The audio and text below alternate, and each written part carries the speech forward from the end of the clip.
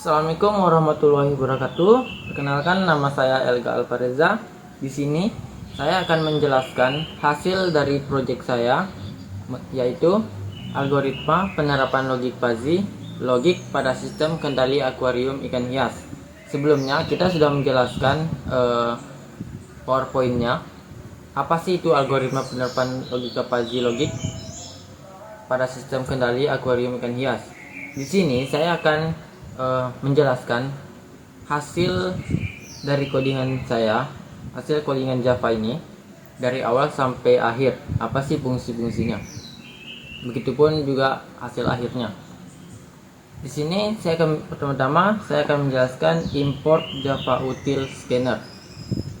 Perintah import Java util scanner ini digunakan dalam bahasa pemrograman Java untuk mengimport kelas scanner yang terdapat dalam paket Java util.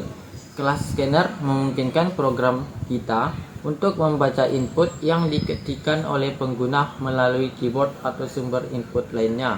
Dengan menggunakan objek scanner, kita dapat menggunakan metode seperti next integer, next double, next len untuk membaca input pengguna dengan berbagai tipe data. Import Java util scanner ini terhubung dengan scanner sama dengan new scanner system in yang berfungsi di mana nantinya saat kita menjalankan program ini, maka dia akan meminta masukan untuk memasukkan nilai kekeruhan air yang kita inginkan. Misalnya di sini ada integer kekeruhan air sama dengan scanner next integer, di mana ia berfungsi untuk menggunakan objek scanner untuk membaca input pengguna berupa bilangan bulat dan menyimpannya ke dalam variabel kekeruhan air. Metode next integer membaca satu token bilangan bulat dari input pengguna dan mengembalikan nilainya. Selanjutnya di sini terdapat scanner close. Scanner close ini berfungsi saat program sudah dijalankan dan kita sudah memasukkan nilai dari kekeruhan air, maka sistem scannernya akan ditutup untuk mengantisipasi kebocoran perintah. Selanjutnya di sini menentukan tingkat keanggotaan. Di sini saya menggunakan calculate membership, di mana calculate membership ini berfungsi untuk menentukan tingkat keanggotaan dalam 3 kategori. Yang pertama ada jernih, agak keruh dan keruh, seperti PPT yang sudah kita bahas. Selanjutnya program akan menghitung berdasarkan tingkat keanggotaan yang telah ditentukan. Program menghitung kecepatan motor dalam 3 kategori, seperti di PPT juga, yaitu lambat, sedang, dan cepat. Setelah menghitung keduanya, maka langkah selanjutnya program melakukan defusifikasi dengan menggunakan metode centroid untuk menghitung nilai centroid. Mungkin dari teman-teman masih banyak yang belum mengetahui apa sih itu centroid. Nah, metode centroid ini digunakan untuk menghitung nilai centroid berdasarkan tingkat kecepatan yang telah ditentukan sebelumnya. Langkah-langkahnya, yang pertama itu program mengalihkan tingkat kecepatan lambat dengan nilai 50, tingkat kecepatan sedang dengan nilai 100, dan tingkat kecepatan cepat dengan nilai 200. Selanjutnya, program menjumlahkan hasil perkalian tersebut. Program membagi jumlah hasil perkalian dengan jumlah keseluruhan tingkat kecepatan, yaitu kecepatan lambat, kecepatan sedang, dan kecepatan cepat. Hasil dari perhitungan tersebut adalah nilai centroid yang mempresentasikan kecepatan motor yang dihasilkan dari tingkat kekeruhan air. Nilai centroid ini merupakan nilai tunggal yang diperoleh dari kombinasi tingkat kecepatan lambat, sedang, dan cepat yang digunakan untuk menentukan kecepatan motor secara konkret. Dengan menggunakan metode centroid ini, program akan memberikan bobot yang sesuai kepada masing-masing tingkat kecepatan dan menghitung nilai tengah yang mewakili hasil akhir dalam bentuk kecepatan motor. Seperti yang di PPT kita sebelumnya, misalnya nilai kekeruan air dimulai dari 0 sampai dengan 50, maka nilai tengahnya, nilai segitiganya itu atau nilai tengahnya itu yaitu 25. Selanjutnya di sini program ini untuk menentukan hasil akhir, di mana hasil akhir akan ditentukan berdasarkan nilai centroid yang telah dihitung sebelumnya.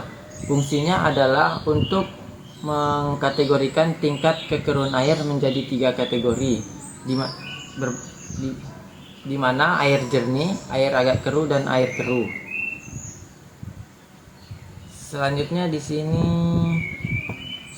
menampilkan hasil sistem outprint tingkat kekeruan air, sistem outprint tingkat kecepatan lambat, tingkat kecepatan sedang, tingkat kecepatan cepat, kecepatan motor, dan hasil akhir. Di mana nanti saat program sudah dijalankan, maka output yang dikeluarkan itu berupa tingkat kekeruan air yang kita inputkan berapa, terus tingkat kecepatan lambatnya berapa, tingkat kecepatan sedang berapa, tingkat kecepatan cepatnya berapa, dan kecepatan motornya, sampai dengan hasil akhir. Hasil akhir ini nanti akan berupa seperti apakah airnya itu keruh, airnya itu agak keruh, ataupun jernih. Selanjutnya di sini yang terakhir, ini tuh berfungsi untuk menghitung keanggotaan dengan fungsi segitiga seperti yang sudah saya jelaskan sebelumnya, di mana jika nilai kekeruan air dimulai dari 0 sampai dengan 50, maka nilai tengahnya itu 25. Program ini yang akan menentukannya. Mungkin di sini kita akan coba run.